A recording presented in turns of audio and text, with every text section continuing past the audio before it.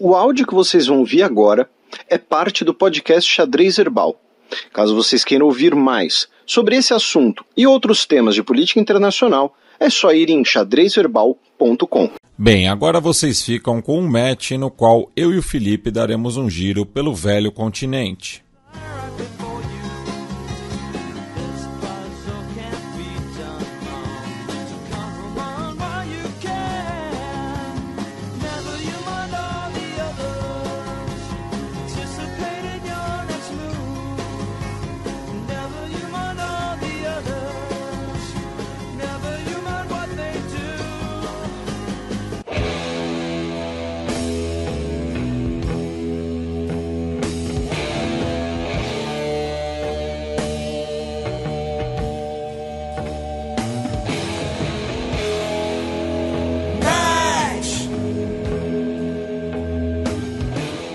Forças azeres avançam em direção a Asqueran. Isso faz parte do que a gente comentou, né, na semana passada, de uma possível retomada de tensões entre Azerbaijão e Armênia.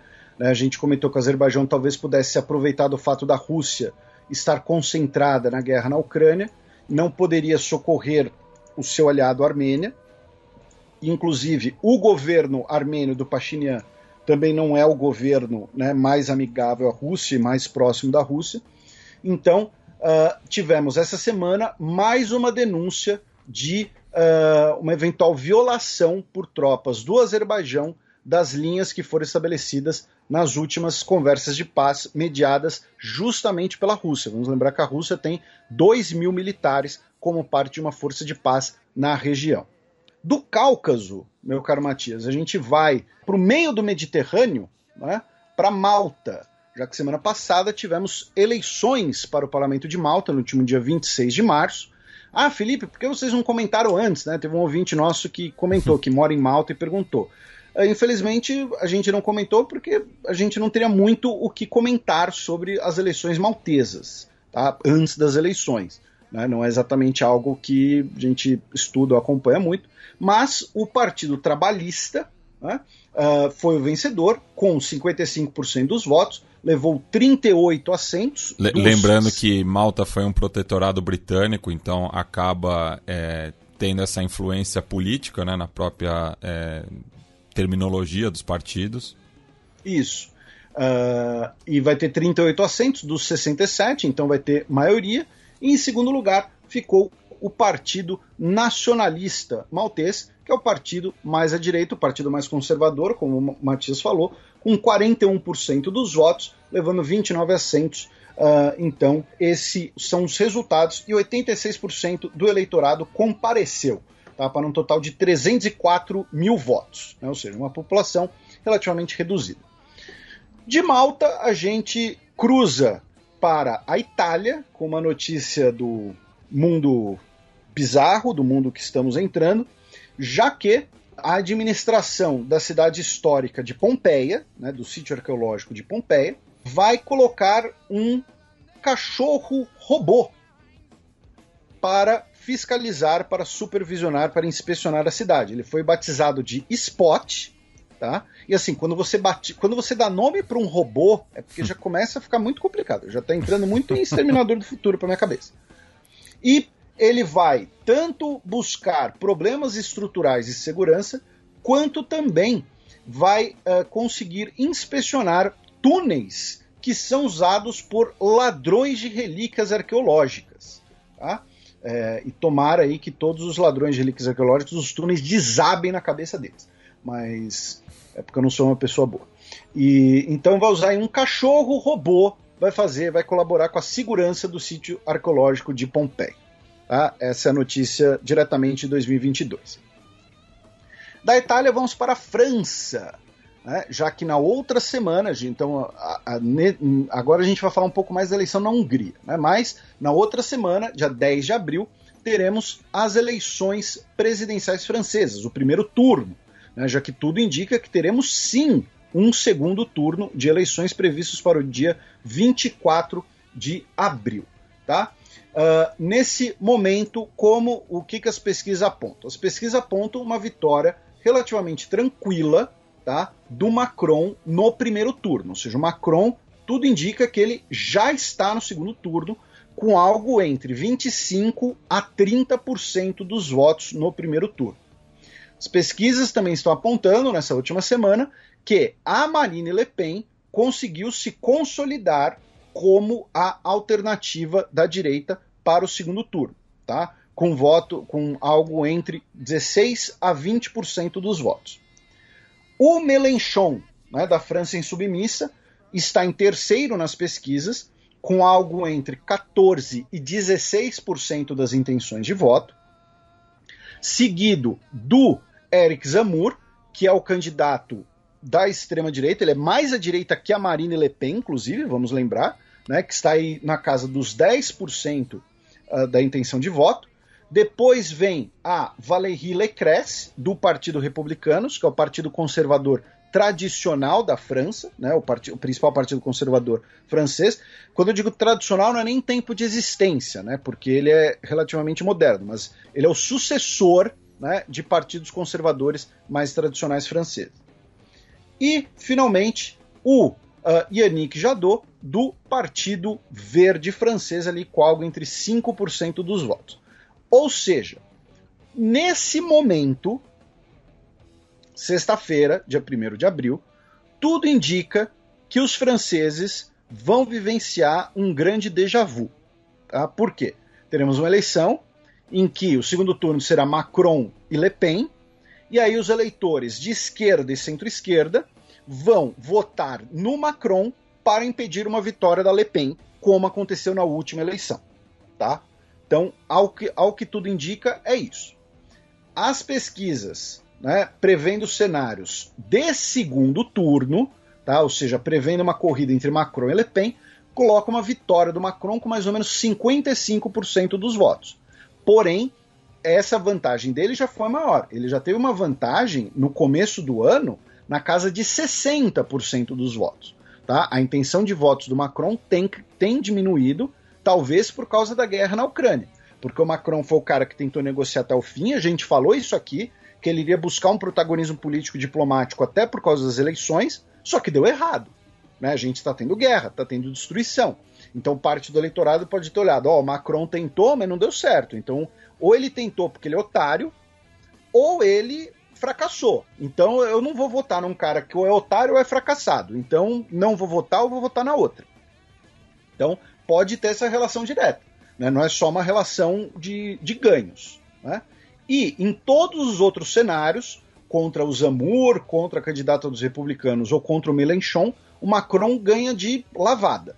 Tá? O cenário mais apertado nas pesquisas de segundo turno é justamente entre Macron e Le Pen.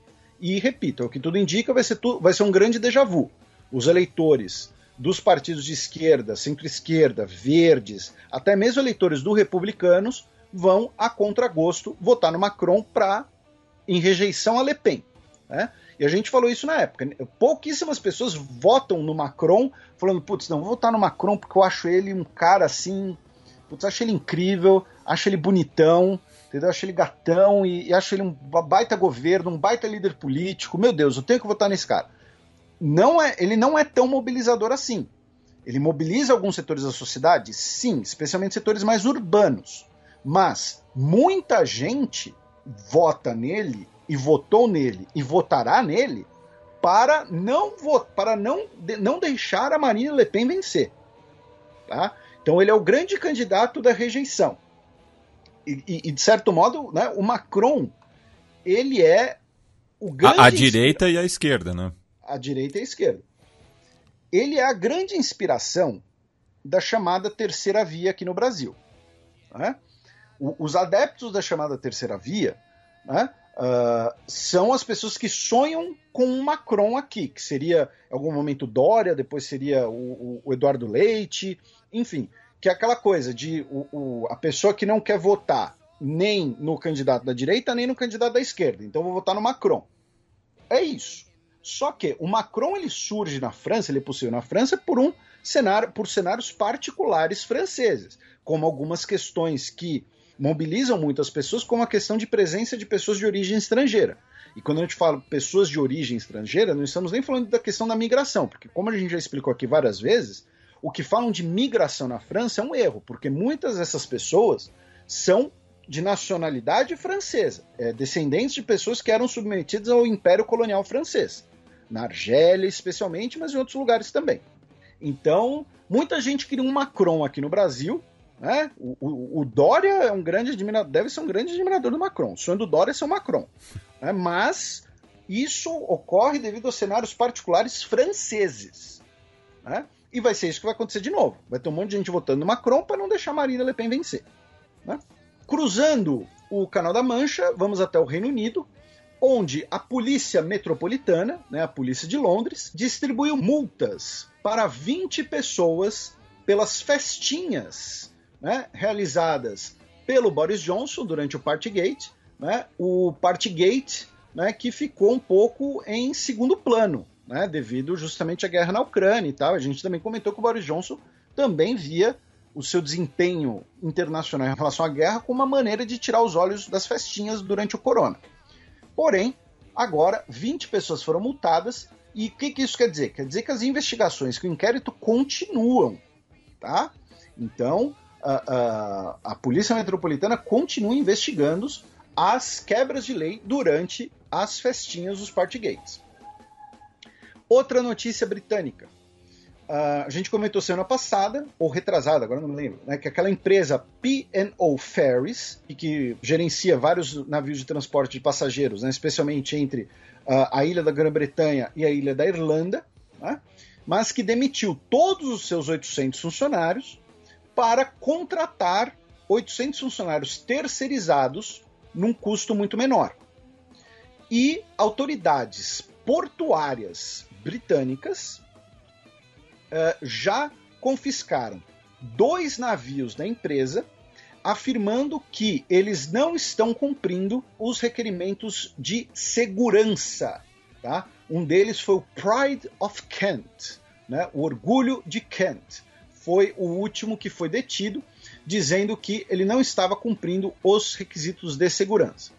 E, ao mesmo tempo, o secretário de Transportes, Grant Shapps, disse que a empresa, a P&O Ferries, tem uma última oportunidade para recontratar as 800 pessoas demitidas, dizendo que, caso isso não ocorra, serão iniciadas oficialmente as investigações, o que seria, né? Eu estou fazendo aqui uma analogia, só para deixar claro, o que seria aqui no Brasil de abuso de poder econômico em relação à empresa, tá? Então, e é o secretário de Transportes um governo conservador, vamos lembrar disso, né? Então, para você ver como essa empresa mexeu com bastante gente.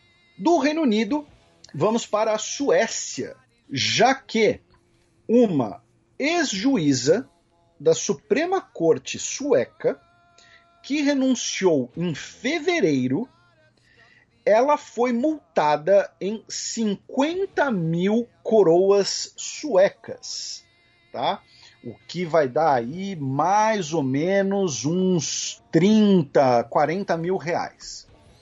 Porque ela foi pega furtando almôndegas em Estocolmo, uma semana antes do Natal. Então, assim, vejam só, a juíza que renunciou em fevereiro, ela foi multada por algo que ela fez no Natal. Muito provavelmente ela renunciou em fevereiro por saber que estava sendo investigada por ter furtado almôndega. Aí eu não consigo deixar de pensar nas várias piadinhas que fazem com as tais das almôndegas da IKEA, né? Que a loja de móveis sueca IKEA, ela teria, né? Ela tem almôndegas muito boas, muito gostosas, não sei. Almôndega pra mim é um hambúrguer que a pessoa ficou com preguiça de esmagar. A pessoa foi lá, juntou carne moída e tal, falou, não vou esmagar no hambúrguer, deixa assim, deixa uma bolota. Isso aqui vai pro xadrez verbal frase, eu acho. Mas, então temos aí uma ex-juíza da Suprema Corte de 67 anos furtando almôndegas. Eu não consigo pensar numa explicação para isso. Assim. A pessoa deve ter feito assim, só para ver se ela podia mesmo, acho, sabe? Tipo, vou pegar aqui as almôndegas e não vou pagar e ninguém vai me deter. Porque eu não consigo imaginar um motivo, né, uma explicação, né, para ela furtar almôndegas. Né? Mas quem sou eu na fila da almôndega, né, para poder opinar? Então, Aí da Suécia, a gente vai lá para os Balcãs, né? Começando pela Sérvia, já que agora no dia 3 de abril teremos eleições tanto para presidente da Sérvia, quanto para os 250 assentos do parlamento da Sérvia e também as eleições municipais, o que inclui a prefeitura e a Assembleia Municipal de Belgrado, né, a capital. Lembrando que no caso de Belgrado, Belgrado é como se fosse um parlamentarismo. Tá? Então, o partido que tiver mais assentos no que é a Câmara Municipal vai ter o prefeito. Não tem eleição do prefeito e dos vereadores. Em algumas cidades da Sérvia, o prefeito é eleito e a Câmara Municipal é de representantes, alguns voluntários e tal. Mas em relação a Belgrado, você elege 110 representantes e aí quem tiver maioria ou fizer coalizão, governa a capital. E em relação ao país, né, em relação às eleições nacionais, tá? Eleição para presidente. Tá? Quem são os principais candidatos? O Aleksandar Vučić, atual presidente da Sérvia, né? Ele é o principal candidato e também o favoritaço. Tá? As pesquisas colocam aí casa de 55% a 60%, tá? Das intenções de votos para o Aleksandar Vučić. O partido dele, né, que é a coalizão, né, do partido que é mais ou menos Juntos Nós Podemos, né, que é um partido que começou como um partido mais conservador e depois que fez a coalizão se tornou uma espécie ali de centrão sérvio, né, se tornou ali uma espécie de centrão populista da Sérvia, né, também é favoritaço para as intenções de voto, com mais de 60% dos possíveis votos, somando os partidos da coalizão. Tá? Então, em algumas pesquisas. Tá? Então, entre 50% e 60%, tudo indica, repito, que na Sérvia teremos a manutenção do governo Aleksandar Vučić e da sua coalizão como a grande vencedora das eleições. A diferença agora, qual que é? Né? Qual que vai ser a diferença?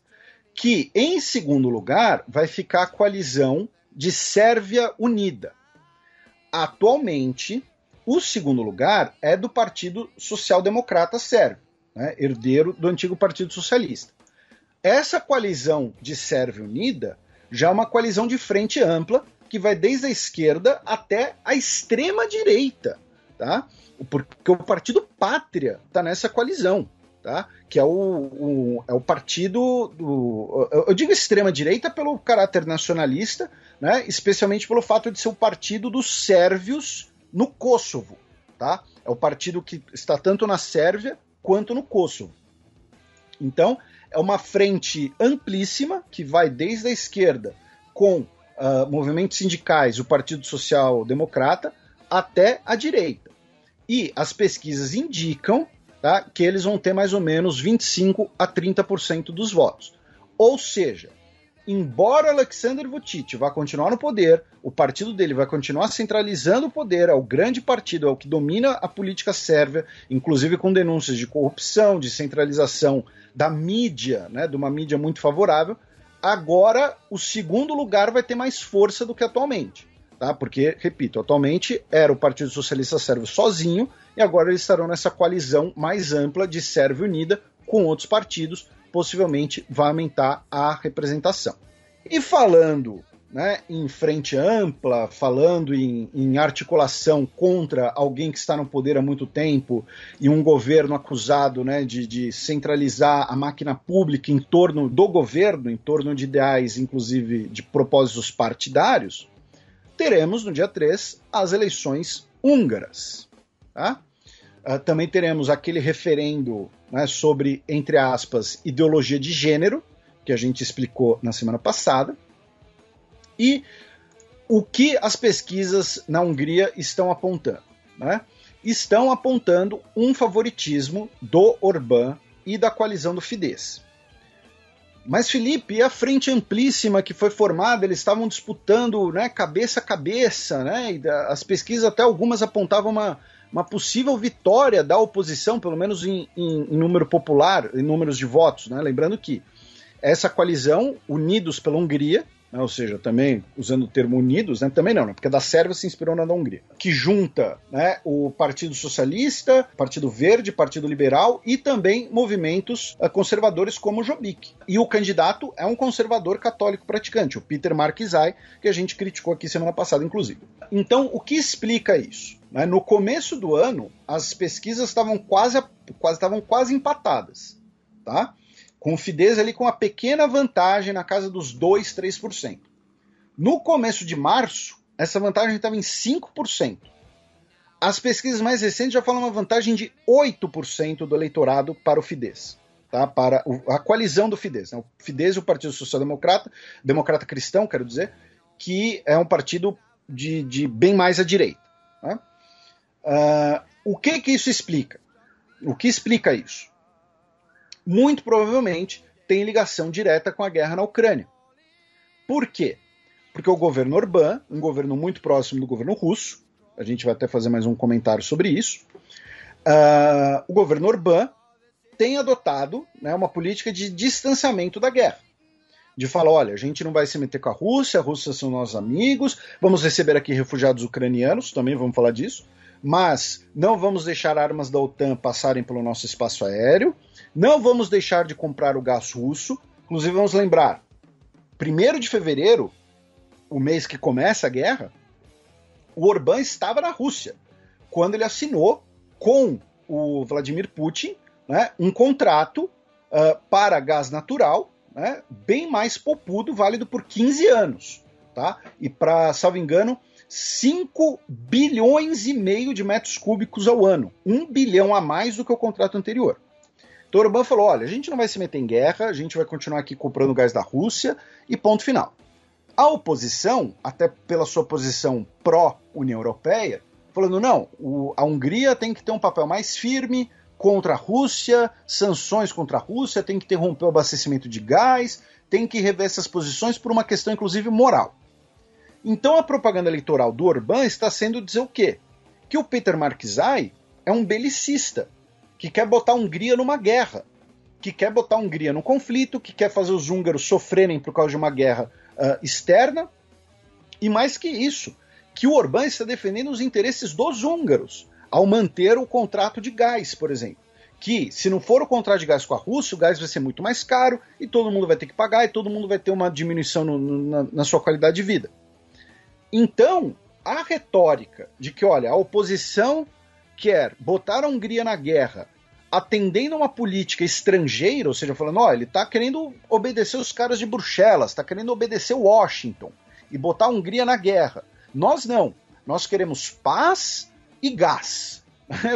Não é exatamente isso que eles dizem, mas né, não consegui resistir a rima. Até rimou em português. A gente quer paz e gás. Né? A gente quer ficar de fora da guerra, a gente não quer nada disso. E isso tem funcionado.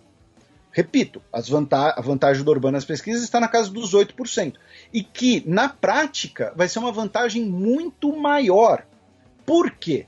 Aí vamos lembrar que o governo Orbán está no poder de forma ininterrupta desde 2010 e chegou a ser primeiro-ministro também na década de 1990.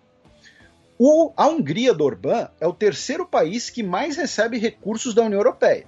No orçamento de 2014 e 2020, a Hungria recebeu 29 bilhões de euros da União Europeia. A gente já falou aqui, ele adora falar mal da União Europeia, falar de Bruxelas, falar de ideologia de gênero, do George Soros, que está sempre nas campanhas, né? Então o Markizai é amigo do George Soros, né? Mas a grana da União Europeia ele não quer deixar de ganhar, né? Não quer deixar de receber. E como parte dessa verba da União Europeia, o governo Orbán usou para favorecer os seus aliados em relação especialmente à comunicação. Então hoje a maior parte da imprensa na Hungria é governista, porque ou é estatal ou é controlada por aliados do Orbán via financiamento estatal usando verbas inclusive da União Europeia. Tá?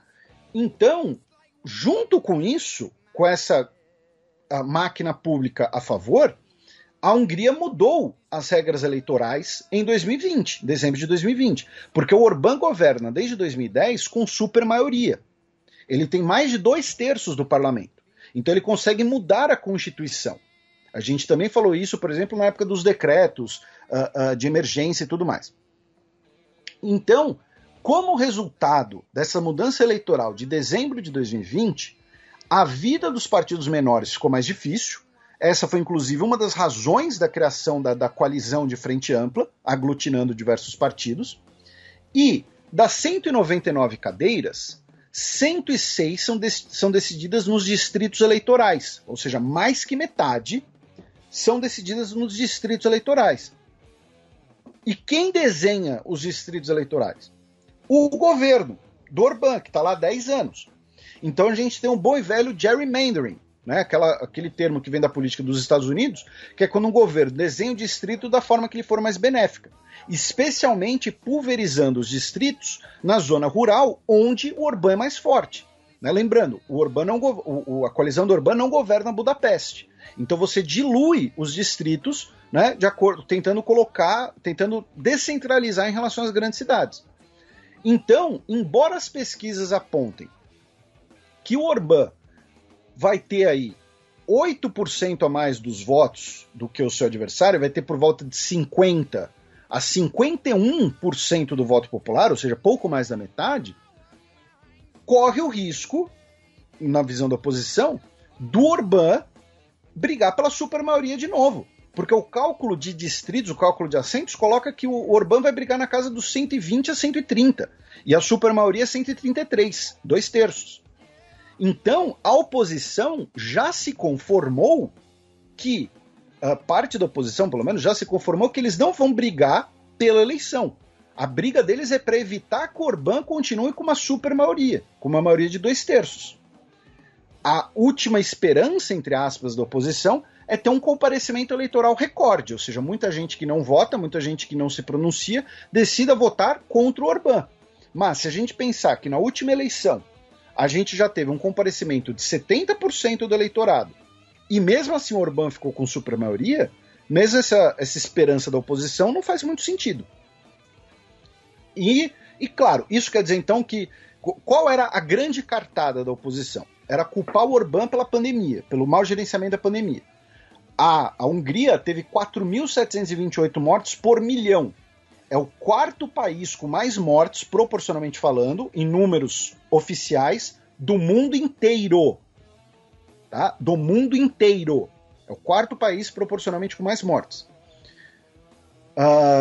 Então, essa era a grande cartada da oposição, que foi diluída pela questão da guerra na Ucrânia. E foi diluída pelo fato de que a pandemia, entre aspas, né, já passou.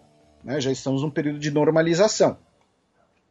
Isso quer dizer que a oposição não tem problemas, não tem culpas? Claro que não. Inclusive o próprio Markizai, segundo vários analistas que acompanham muito mais a política húngara, ele não teria se mostrado, né, muito digno do cargo, ele não teria tido um bom desempenho.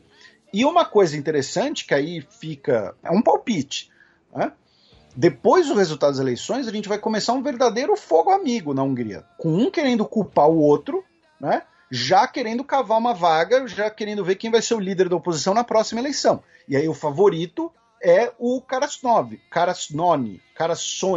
né, que é o prefeito de Budapeste, do Partido Verde.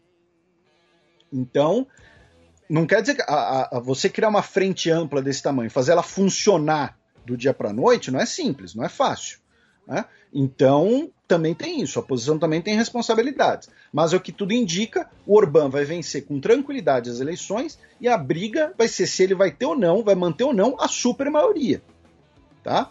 Ele controla o seu partido, né, há 30 anos, praticamente, desde 93, né, com um breve ato ali.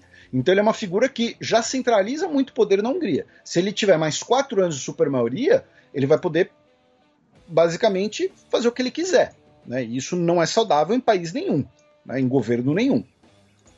E como mencionei, Matias, ainda tem outras 2 notícias em relação à Hungria. Uma delas é que a Hungria estaria usando de forma enganosa o número de refugiados ucranianos que recebeu para pedir mais verbas da União Europeia.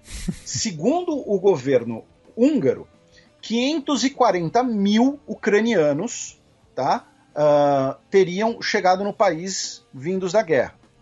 A questão é que a maioria dessas pessoas passou pela Hungria para chegar em outros países. E não foram chutadas. Não foram chutadas porque elas são brancas. De olhos mais claros. Enfim.